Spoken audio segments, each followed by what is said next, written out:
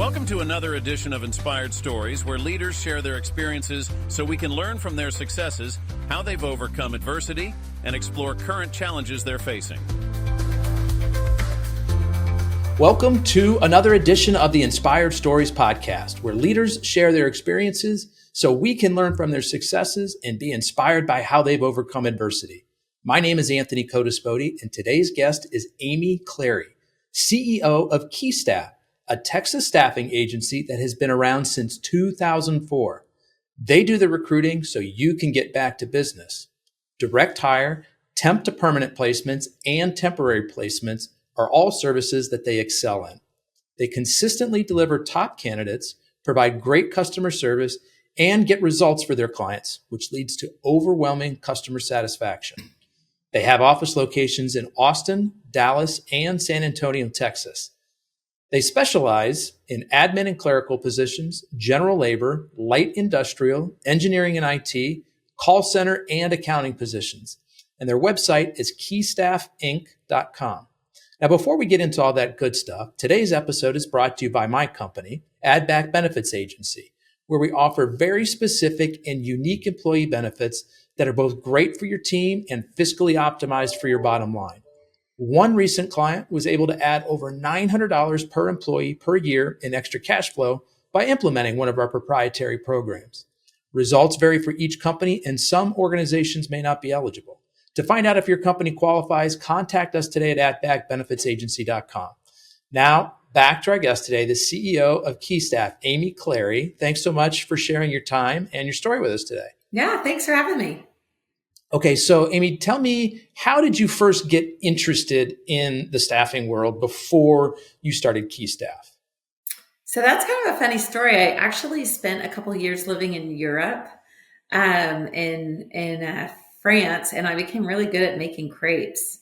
And I wanted to start a creperie. When I moved back to the States, I wanted to start a creperie. And so and that's before they had any creperies in Austin. So this was a big deal. But after my business partner and I, who's actually my business partner with Keystaff too, after we priced out how much it would cost to start a restaurant in Austin 20 years ago, it was going to be over $1 million that we didn't have. Wow. So, this was 20 years ago even. 20 years ago, yeah. So, and I might have had some lofty goals. I wanted it to be like you were sitting under the Eiffel Tower eating your crepe. I mean, again, maybe we could... A little bit of a visionary, are you?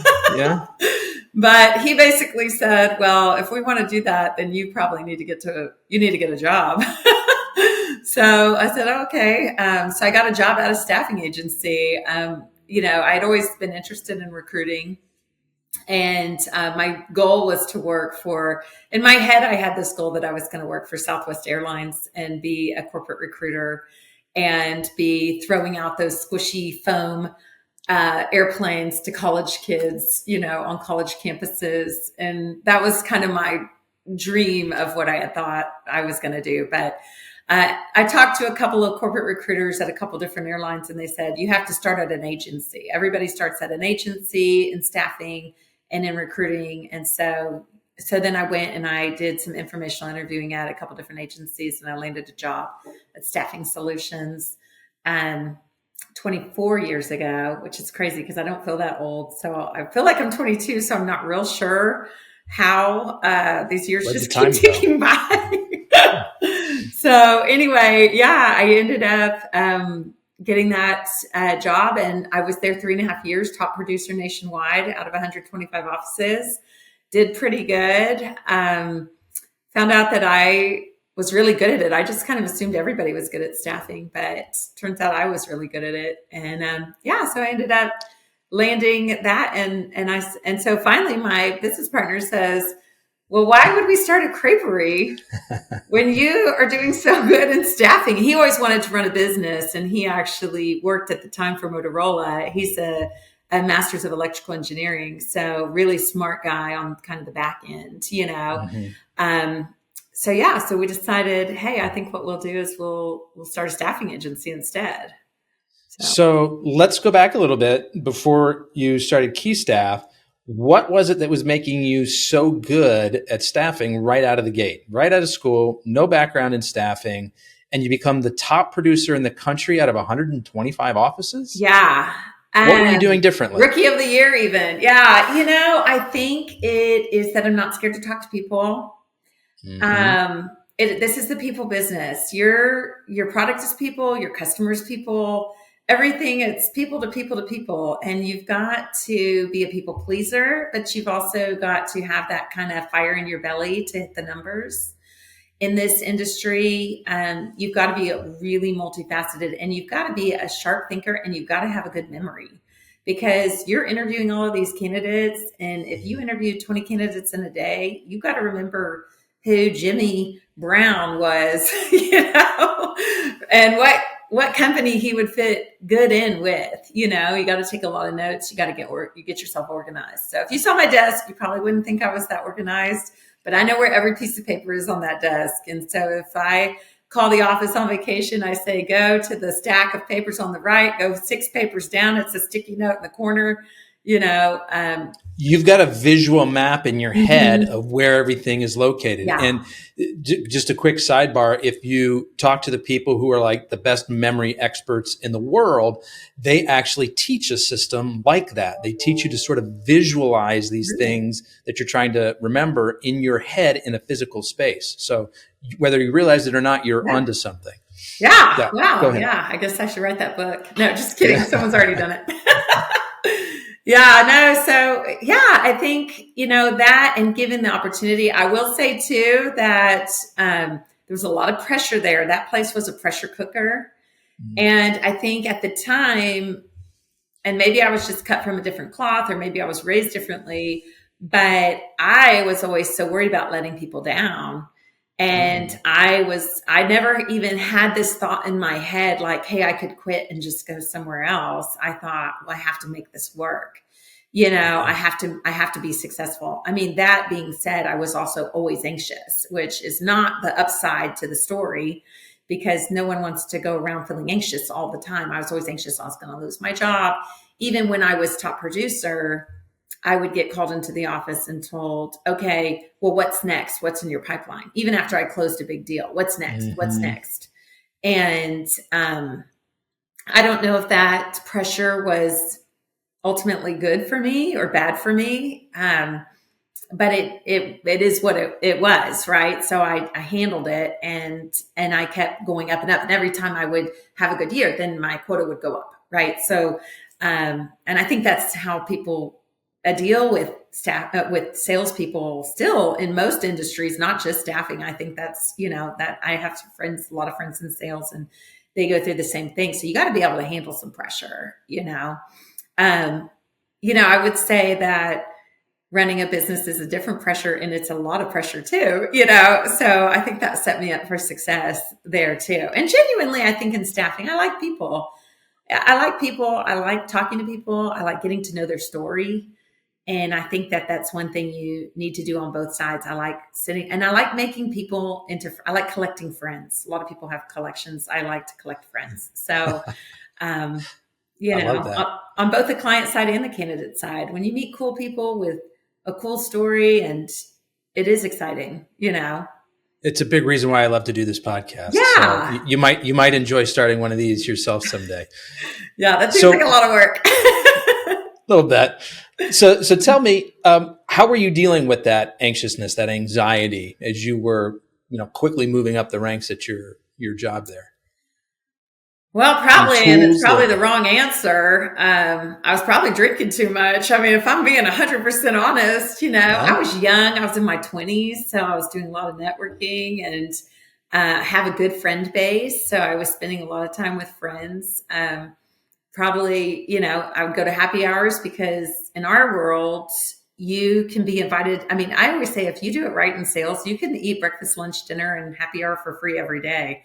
You get invited to so many networking things, and I don't think I was probably doing the best of taking care of myself, if I'm being honest, back in my 20s, which is something I'm paying for now in my 40s, So, but yeah, I mean, I'm not like I wouldn't say like I had a problem, but I was just not making as good a decisions. I mean, you asked, so I'm being 100%. No, this is exactly what we want. Yeah, I would go and relax. I'd go relax Yeah. with my friends with a drink after work. Very common. Back then I didn't have any kids. I wasn't married. So I was single and ready to hang out and have a good time. So yeah, I mean, I think I subscribe to now I'm making myself sound bad, but I subscribe to the work hard, play hard, and now it's different. I've got 4 kids. I'm married, involved in the church, everything. But, at the end of the day, we still, even now with the stress that I have, I travel a lot. I try to get away. I mean, I still take my work with me, but I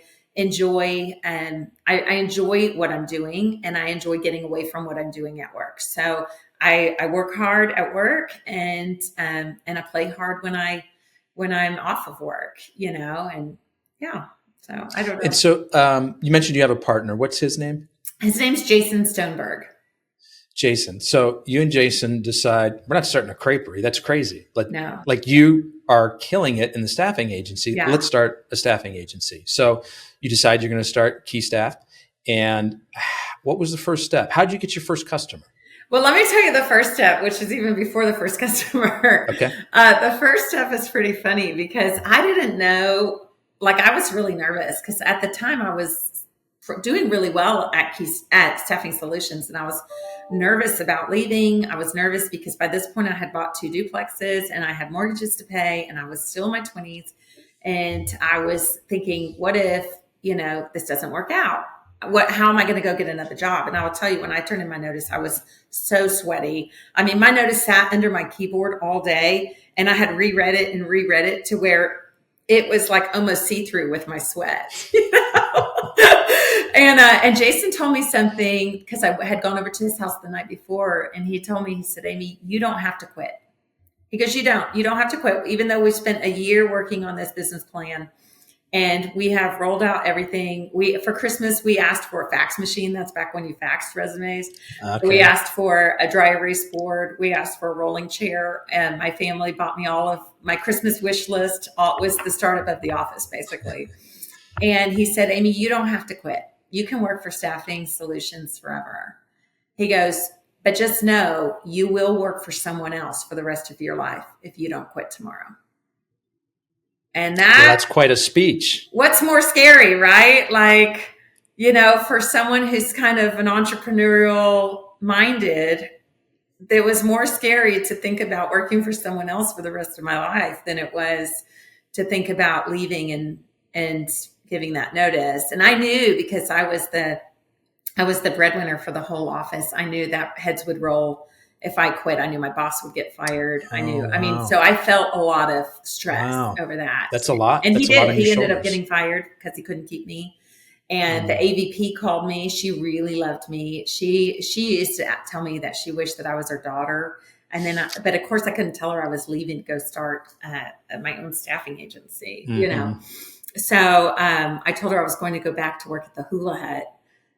Because it was so stressful at Staffing Solutions, which was true because I had 2 mortgages to pay. I had to moonlight at the Hula Hut as a cocktail waitress. So that's, even with as well as you were doing in staffing, you still needed a second job. Well, after you get cut off of your income, right? So once you quit. Oh, this was after you quit that you had the side job. Got it. So, and I had gone back. I had actually already set that all up. So I wasn't lying when I said, actually, I'm quitting and I'm going to go back to work at Hula Hut as a cocktail waitress.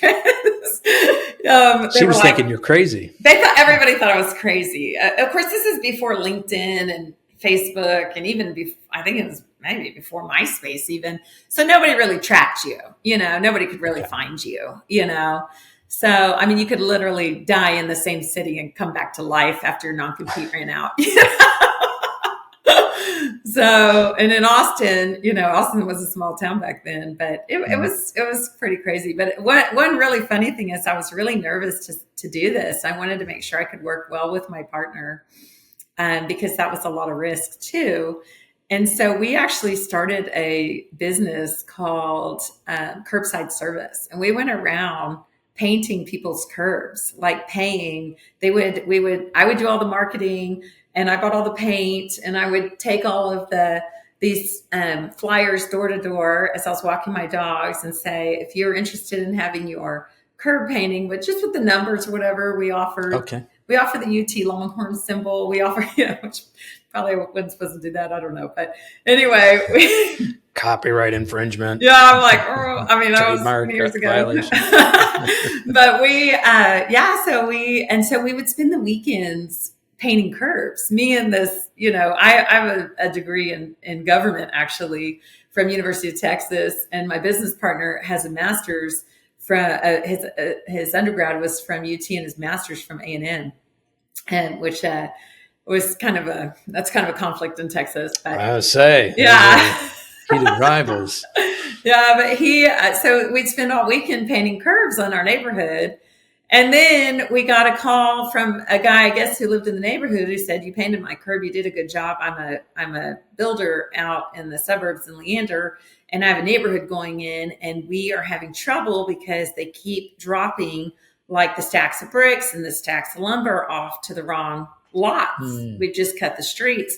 So will you go in there and paint all of the curbs so that they can find where to drop each thing?" So we got that contract. And then they said, "Well, do you do stop bars?" Well, yeah, we'll figure it out. Yeah, we could do that. Do you do what? Stop bars. Like there's actually a half of it goes across the street just halfway at a stop sign, a white bar that's reflective. Oh, okay. You don't even notice them unless you're the one painting them, Right. And so we said, yeah, we could do stop bars. Yeah, we'll figure it out. So we figured it out. This is like even really close to before Google, so there was this So how did you figure it out?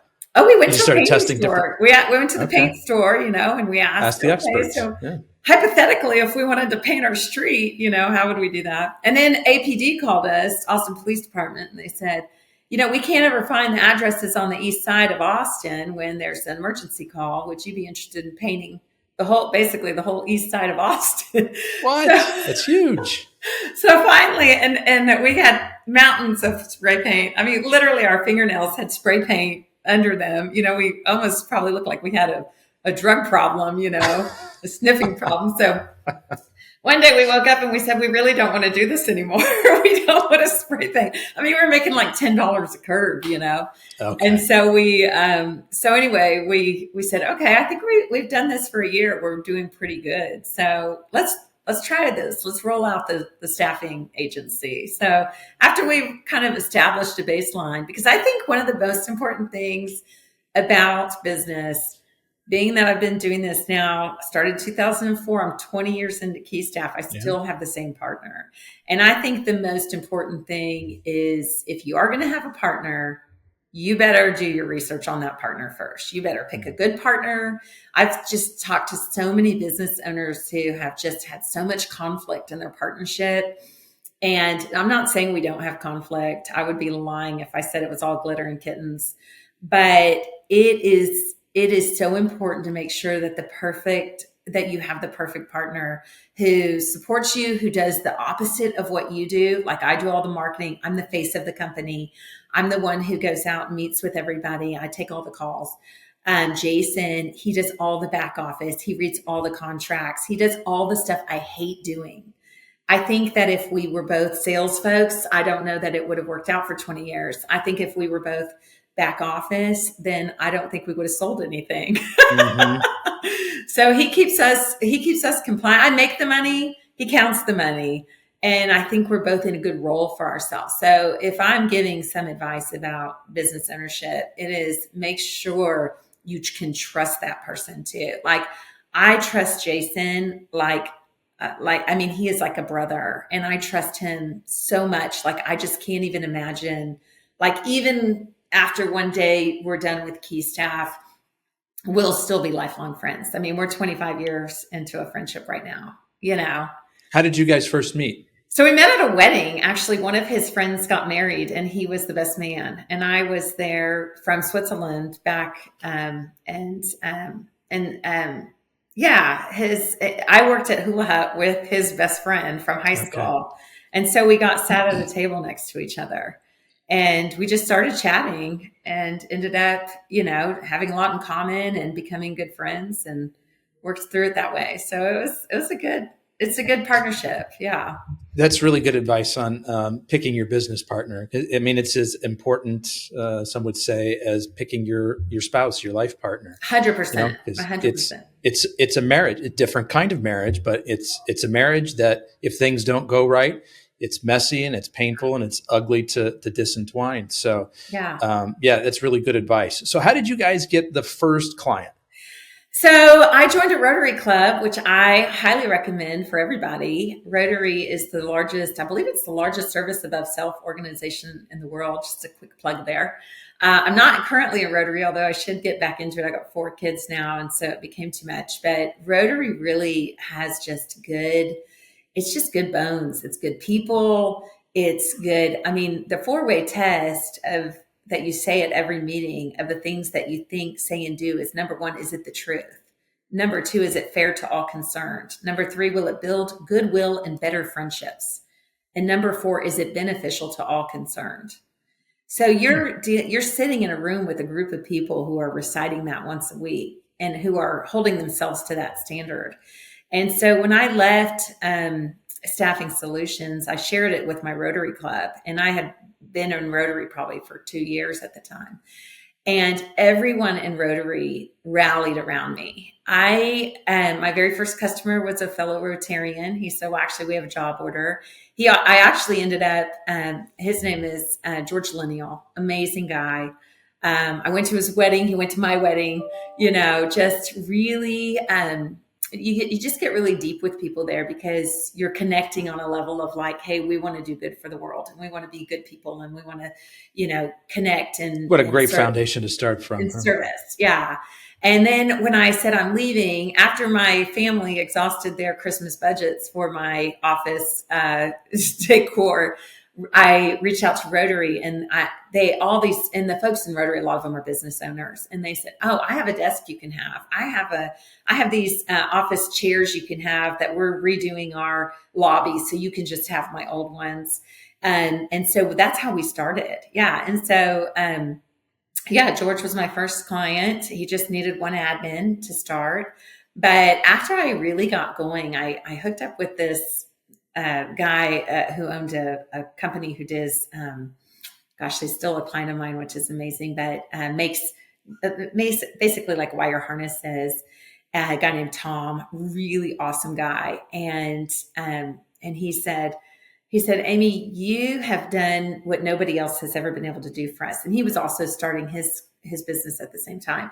He said, you have done what nobody else has been able to do for us. And I said, I would love a referral. I sound like a real estate agent, right? Like I would love a referral.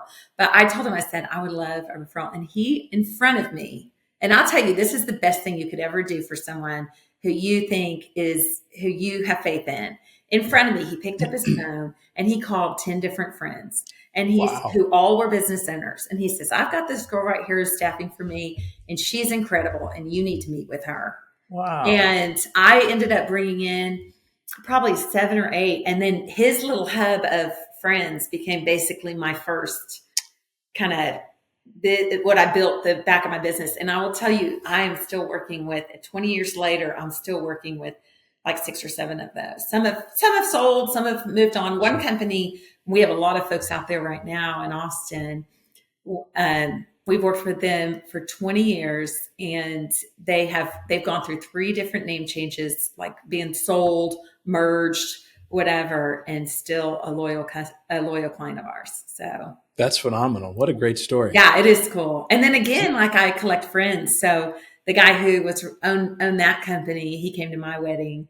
His son actually asked if he could do like an informational interview with me recently. So it's all about, giving back, So talk to me about, we kind of covered it in the intro that I did, but tell me a little bit more about kind of what you guys specialize in. So we do full service staffing, like you said, temp to perm, direct hire. We've actually coined a new rollout called Smart Hire too, which during COVID, we found that a lot of folks were wanting to hire from the employed marketplace because it was so hard to find people, but they didn't want to pay the huge headhunter fee, right? The direct hire fee. So we started something called Smart Hire, which is where you direct hire a person for the price of a temp to hire.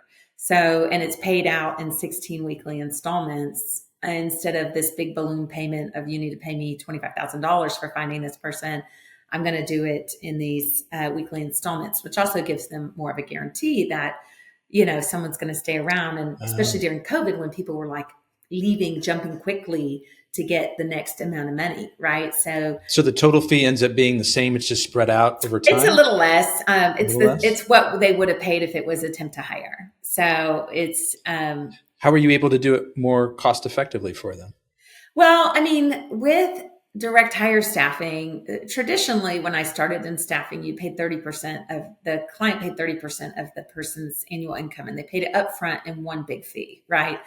Now.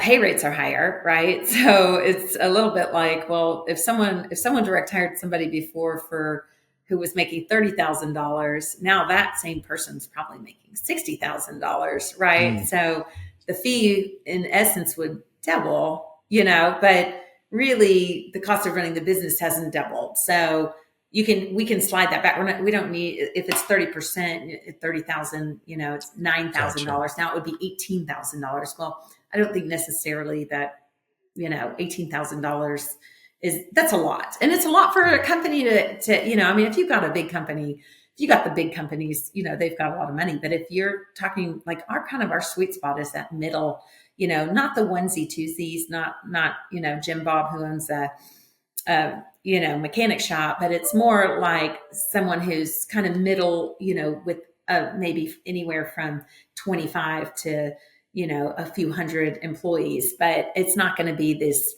conglomerate, these huge organizations. Those folks are on these, nationwide contracts with nationwide staffing agencies. And, we give a lot better service. They've kind of, sadly for them, put themselves in a pickle where they've contractually bound to a company where we say, hey, you know what? The thing about Keystaff is you'll never just tie to Keystaff. I never will ask for an exclusive.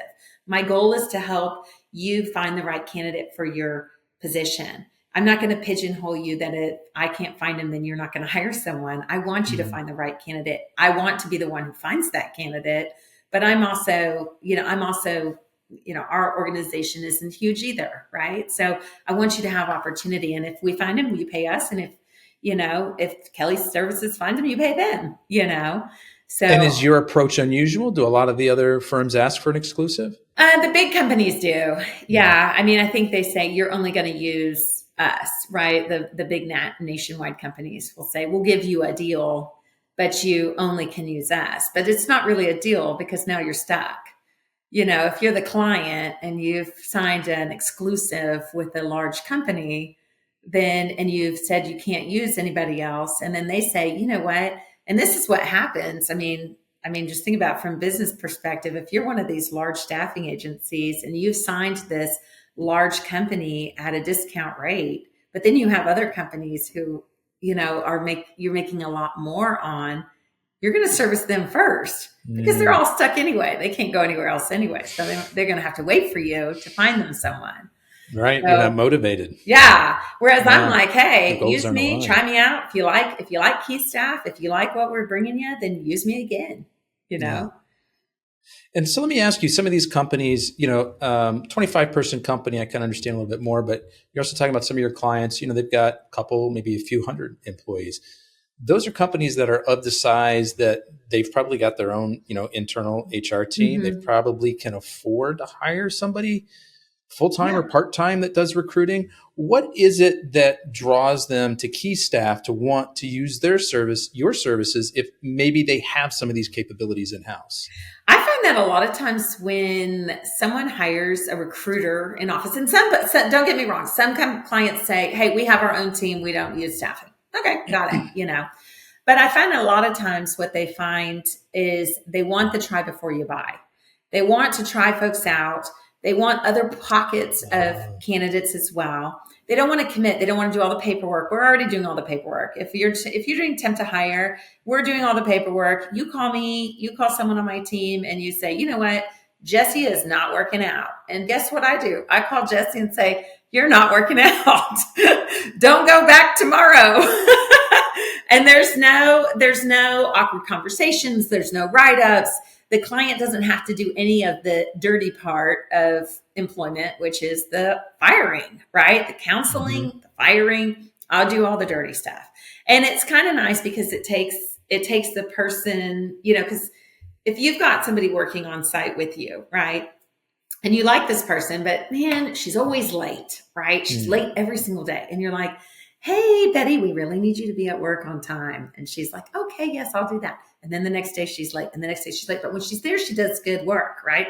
But now it's causing other people to say, well, Betty's always late, right? Yeah. So now instead of you calling Betty, I'm calling Betty. And I'm like, look, Betty, you need to pull it together and get to work on time every day, or you're going to lose your job. Now you're not the bad guy. I'm the bad guy. I see. And people like that. They like not having. So it's like grade school. Rather than me having to break up with the girl, I can send one of my friends. Send your buddy. Is that what it is? Buddy. Okay. Your wingman. Yeah. Okay. Yeah, that makes a lot of sense. Like that. And they also like that there's just not the, there's not the commitment up front, right? Mm-hmm. Once you onboard somebody, you feel pretty committed to them, that they're coming in as a temporary. And you know what? And I tell clients this too, and I don't want to mistake in this. It's temp on both sides. So if you're the client and you're saying, hey, I want to temp these people because I want to try before I buy, just know that the people are saying, I want to try this company out before I commit as well. Yeah. And I think I like to be upfront with clients on that, because sometimes I think that they hold all the cards because they pay. But we're in a market right now where people can leave pretty quickly, right? Mm-hmm. So you've got to be good to your employees and hope your employees are good to you, right? It's got to go both ways, So. And most of the folks I talk to in my own business and on this podcast, they still tell me it's a pretty tight labor market. It sounds like that's what you're seeing as well. Yeah. I mean, for the good talent, it's a tight labor market. You want people who are going to really, there's a lot of people available to work, but they don't want to work. Okay. Right. So if you're looking for folks who are really going to excel your business, you definitely need to hire the right people, and you need to, the old adage, right? Hire slowly, fire quickly. It still applies today. Right. Find good folks. Again, just the same thing like with a business partner. Make sure that you're surrounding yourself with people who are going to take you to that next level and take your organization to the next level. Well, I think this is probably another benefit of working with Keystaff, is that this is your sole expertise, is finding, training, retaining good folks, whereas the company that has their own internal person, it's one person or two people, and it's hard for them to be spread out, and it's hard for them to have access to all the same databases and tools and resources and knowledge base that you guys do, since this is what you focus on exclusively. 100%. I did go on a client visit one time, and the guy told me, well, why would I use you? I get, I throw the job on Indeed and I get 100 resumes in a day.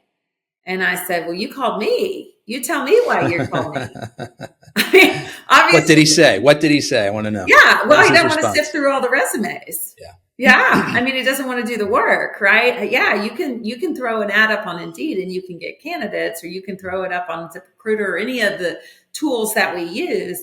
But at the end of the day, there's still a lot of work that goes between throwing that ad up, creating that job description, making sure that you've done it legally, that you don't have anything in there that's going to get you in trouble, and then getting it putting in the job ad up, and then waiting. Even if you have a job that's an easy to fill job, then you're still going to you're going to have a whole road worth of work in front of you, as far as getting the candidates in, pre-vetting them, screening them.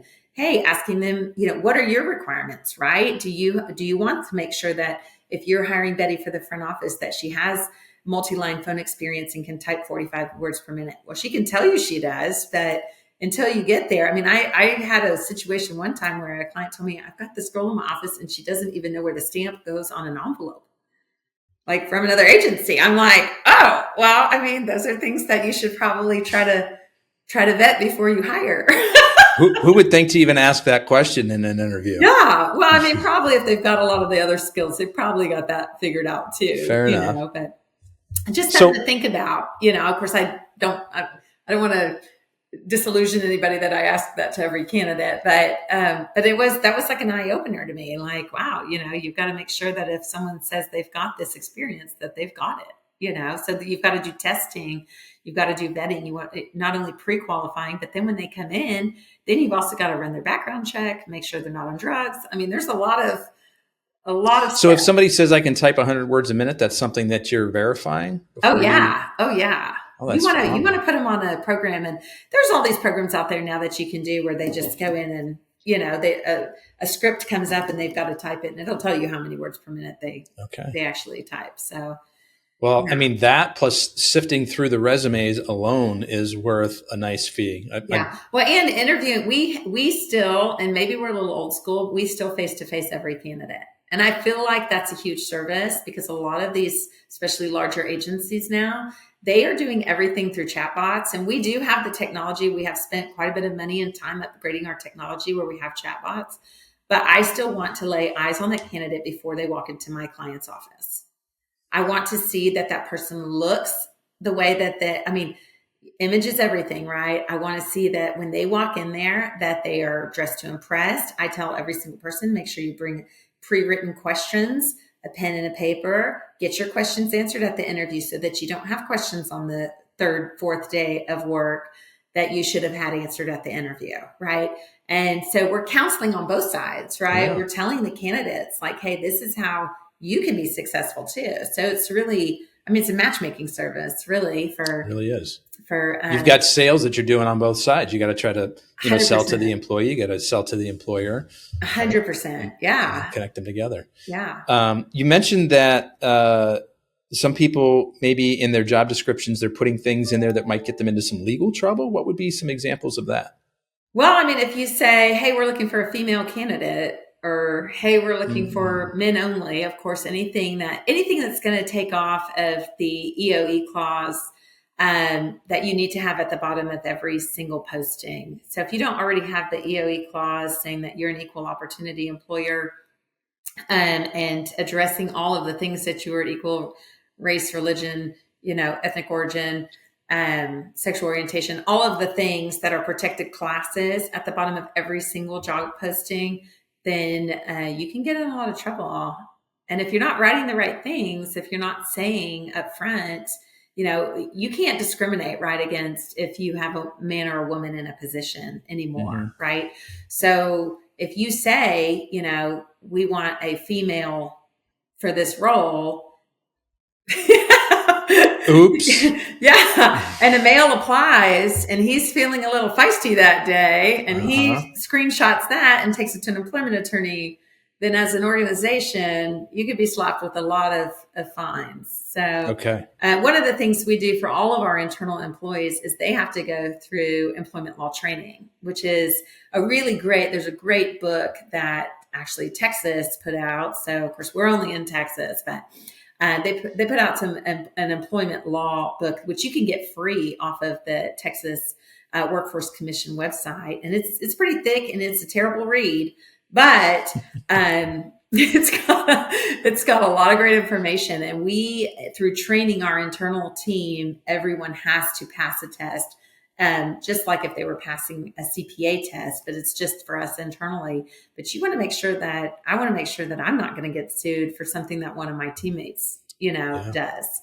And we call our teammates, we call them here partners. So just like every time I hire somebody internally, they legitimately become a business partner at Keystaff, right? Just like me and Jason. And just like if I let Jason down, I would be a poor partner in his eyes. And if he let me down, he would, that would not be a good partnership. That's what I tell folks when they come and work internally here at Keystaff is that in essence, you're a business partner. So I'm not going to let you down and you better not let me down. So what advice can you give or what have you found are the best ways to recruit good folks and once you find them to retain them? Internally, you mean for Keystaff internally? No, in general. In general, okay. Yeah, even with the folks that you place. Yeah, recruiting good folks. My biggest stickler is longevity. if you don't have longevity on your resume, and I cross-reference all resumes for professional positions with LinkedIn, so I can see if what's on the resume is the truth, right? So were you really there for 4 years or not? Again, if somebody works for a company for 3 months and then they leave for 6 months and then they leave for 9 months, and they might have great reasons. They might say, oh, I got recruited out and they were paying me $10,000 more. Well, that's a good reason, And then 6 months later, they say, oh, well, I got recruited out, or whatever it could be also, oh, we moved, or oh, this, or oh, that. All the, oh, this is what happens, or oh, I got laid off from my 5th job in a row. There's a reason, right? If you keep getting laid off, there's a reason you keep getting laid off, if you, so I'm really a stickler on that. And I want to make sure also, I think it's super important these days to look people up on their social media, because you're not just buying what's on that resume. You are buying that personality. You are buying that, and if you want somebody who's fun loving and who's going to show up to your company happy hours and be a good time, you'll find that out on their Facebook page or on their Instagram, right? If you're wanting someone who's just going to come to work, get the job done, who kind of keeps to themselves, you'll find that out on their Facebook page, So I think it's important to make sure that you know who you're hiring too. Like in their, whatever they're putting out in the world, just make sure you're taking advantage of the time that you have between interview and offer to double check that that's the person you want working next to you every day. And so what about on the employee side? What are they looking for? What attracts them to try a new job and then keeps them there? Yeah, I think for employees, I think that right now there's a lot of stuff going on. And it's funny because I find that a lot of my clients are saying, hey, we offer lunch once a week. And that doesn't really seem to keep people. And they're saying, oh, we offer great benefits. That doesn't really seem to keep people.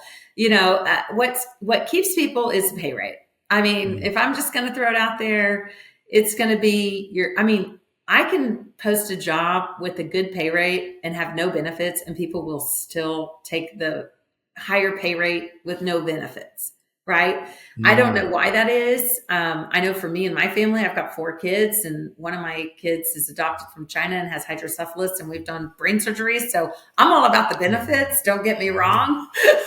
but yeah, if we didn't have insurance, I don't know how we would navigate that. But folks like to feel like they're making what they think they're worth, too.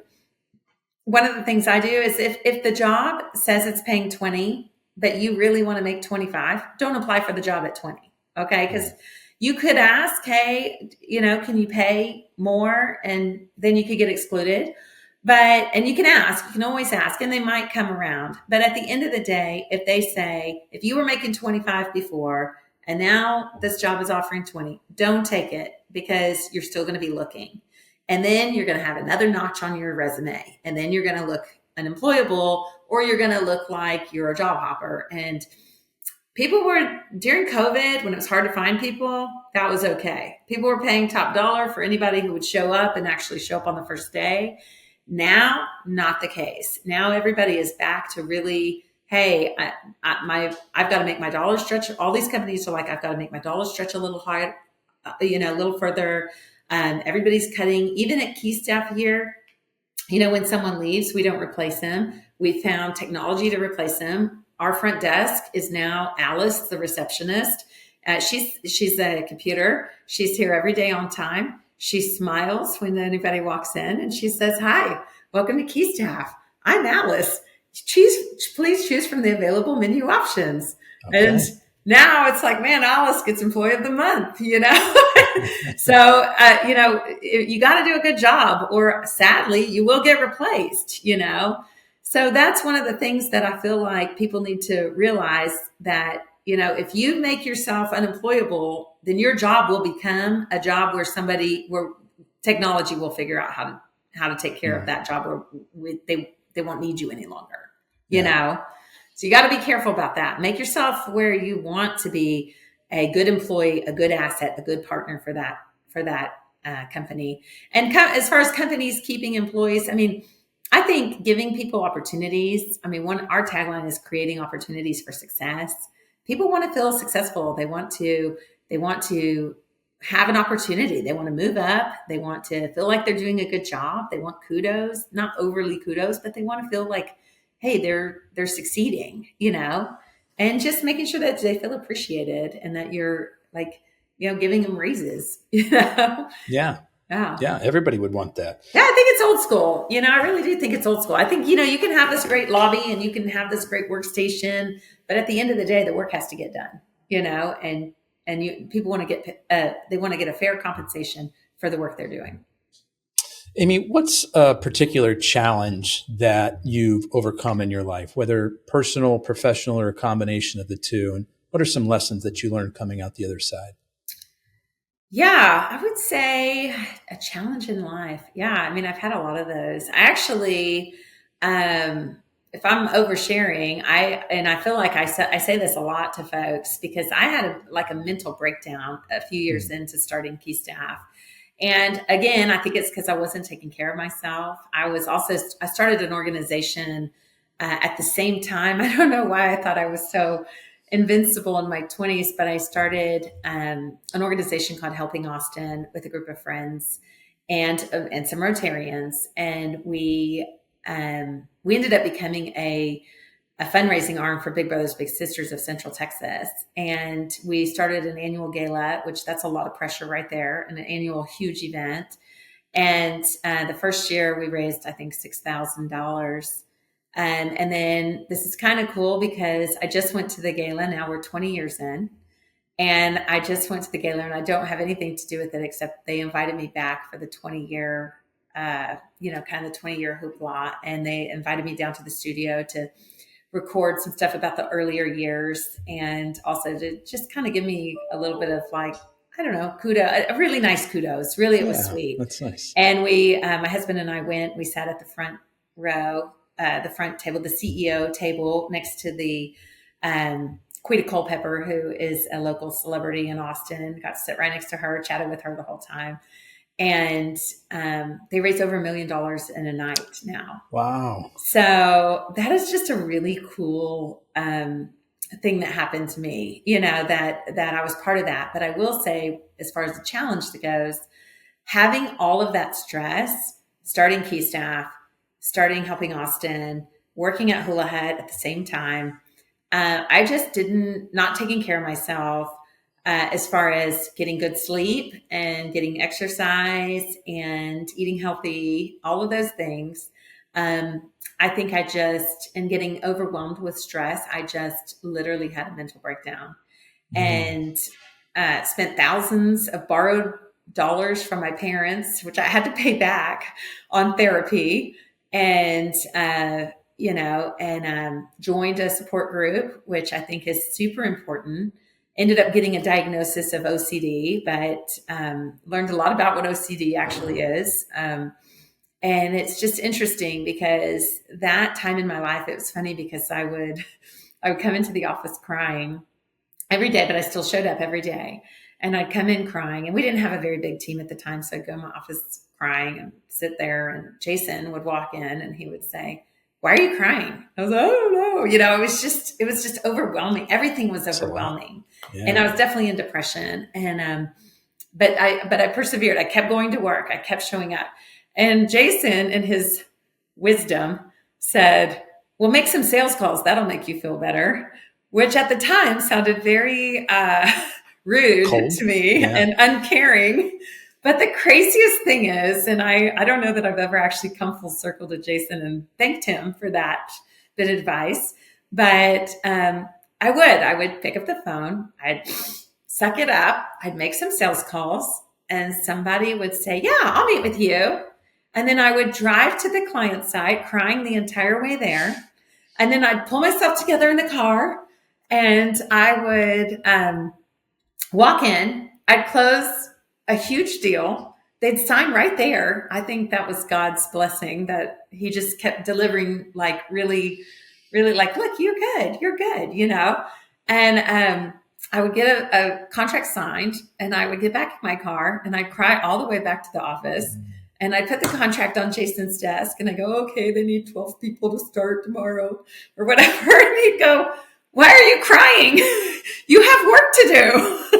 Let's get these jobs filled, And so I think that the funny thing is, I think that running the business and being stressed out and being overworked led me into a depression, but focusing on the business, and it pulled me out of the depression. And I spent about 8 months in a really, really dark spot. And I always like to share that with folks, because I don't want everybody to think that this is all rainbows and butterflies. It's not. It is absolutely not. And there are days that you want to throw in the towel. And I did go to this therapist. This is back before we had any money. This is when we were starting Keystaff. And I grew up really poor. So like digging in the trash cans poor. So this is back years ago. And I went to this one therapist that worked on a sliding scale. So I think I'm not even sure I paid her, maybe $10 or something. I don't even remember, but she was brand new. She was right out of school. And she actually ended up referring me to the Austin Center for Treatment for OCD, which was a lot more expensive, but was what I needed. But she told me this, and I wish I remember her name, and I wish I could find her, because I would thank her. She said, Amy, this thing that you hate so much that you're sitting in my office crying about, this thing that is causing you so much stress, this OCD, this mental exhaustion, this depression. She says, I can tell you right now that this thing you hate so much, if you harness this energy appropriately, you will be unstoppable. And this thing you hate so much will become something that will really take you to the top. And I don't know why she said that to me. And I don't know how that all worked out, but I can tell you right now, that was the best advice anyone's ever given me, because instead of looking at it as I don't know if disability is the right word, as a handicap.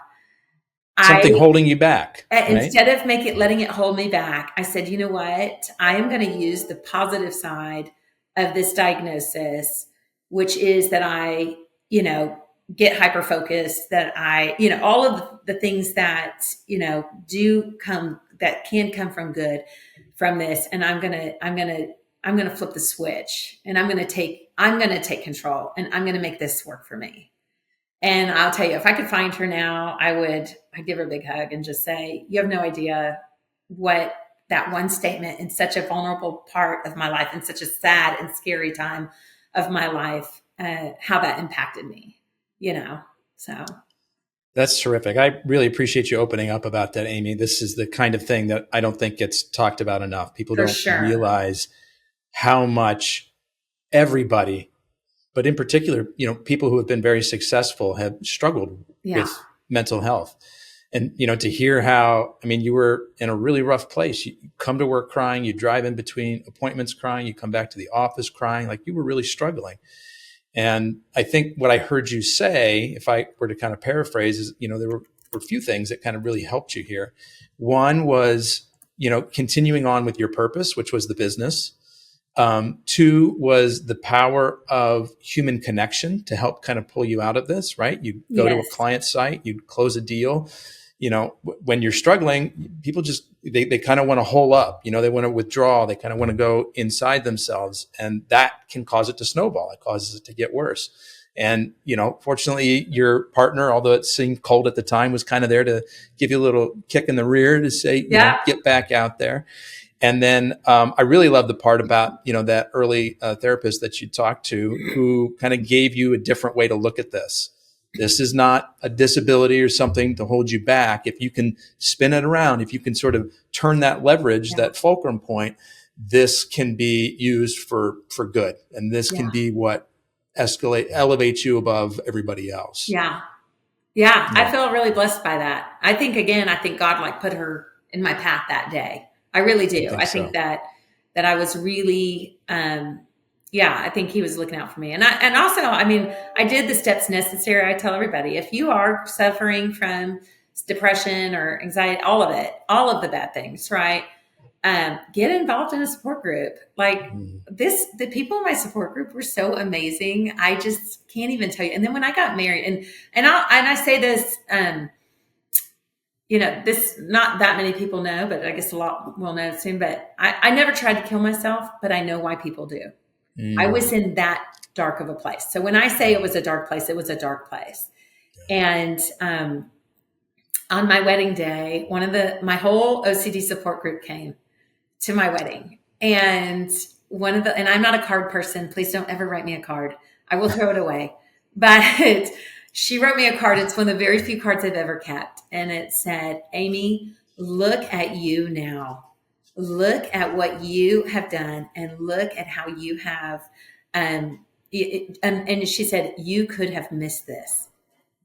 And that, like now, when I read that card, even now, I look at my 4 beautiful children and I look at my husband and my life and the fact that helping Austin now raises over $1 million in a night. And that I've started a new thing called Omelets for Orphans. And it has skyrocketed. I mean, this was only our 2nd year and we did over $17,000 and have gotten 34 children sponsored in Kenya, for Darko orphans. And I look at the things that I'm doing that are positive in the world. Don't get me wrong. I'm no saint, but I look at the things I'm doing and I'm not trying to gloat. I'm really not. But I look at the things I'm doing now that are positive in the world, saving my son from it's making me a little emotional, sorry, but from like a life of being an orphan in a Chinese orphanage. And I look at that now and I just go, wow, like I could have missed all of that, And so when people are in a dark spot, I'm like, man, like turn it around, friends, like take control of your life.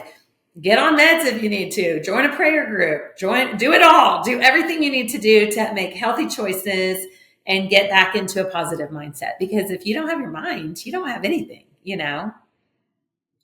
So, Amy, I think that's an absolutely beautiful story and a terrific way to end our talk here today. Oh, well, thank you.